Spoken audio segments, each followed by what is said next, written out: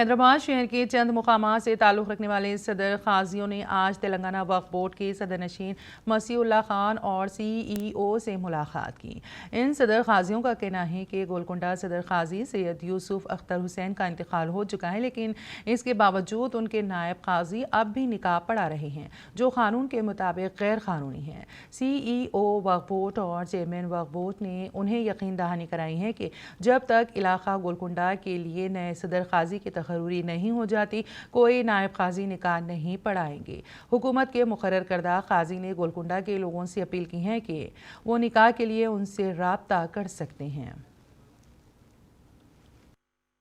تمام تینوں قضاتیں مشیر آباد اور فضل انصر اور نواب صاحب کنٹا یہ گورنمنٹ قضات ہے جس کا سینٹرل ایکٹ 88 اور سیکشن 2 کے تحت جس کا 2008 میں تقرر عمل میں آیا تھا، اس کے بعد سے یہ عوام کے درمیان میں اپنے قضات کے خدمات انجام دے رہے ہیں۔ تو ابھی ایک نیا مسئلہ یہ ہے کہ قلعہ محمد نگر